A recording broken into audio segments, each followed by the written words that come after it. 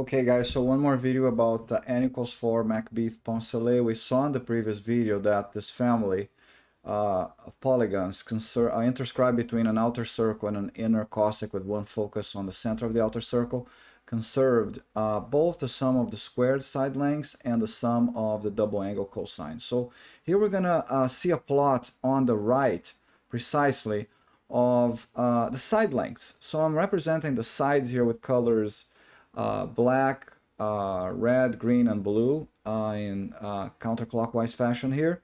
And I'm showing the side lengths here plotted across the Poncelet family on the right with the same color coding.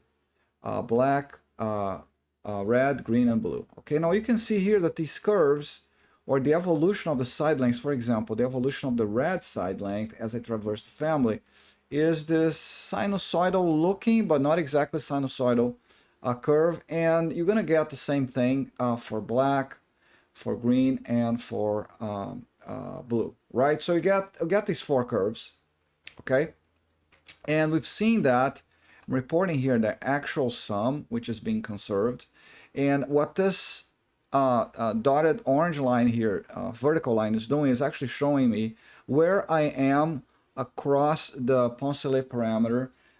And you can see that that line changes its position as I jog my Poncelet across the family, right? So I'm just basically stating that wherever this vertical line is, if I actually evaluate the value of the four side lengths, their sum is going to be, here they're normalized to 1, but we saw before that it's 8 times the radius of the outer circle, right? And that value does not depend on the eccentricity of the cosec. Now, what this video is about is for us to actually visualize what happens to these four curves as I change the eccentricity.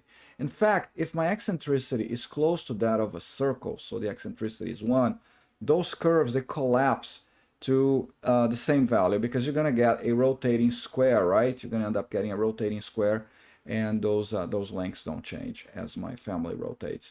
But as this eccentricity evolves, for example, now I'm not quite a circle, but I'm close to a circle. These look like sinusoids, right? That are slightly out of phase. But as my eccentricity becomes more of an ellipse, an eccentric ellipse, you can see here that the shape of those curves changes to these distorted sinusoids, okay? And maybe as I take A to an even more eccentric aspect ratio here, you can see that now they are sort of, tending towards perhaps a square wave. It would be nice for us to see what the limit of those curves is, right?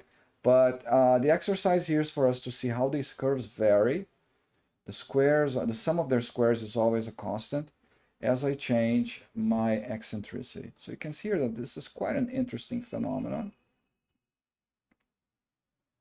that is taking place here. All right, so that's what I wanted to show in this video. See you on the next one.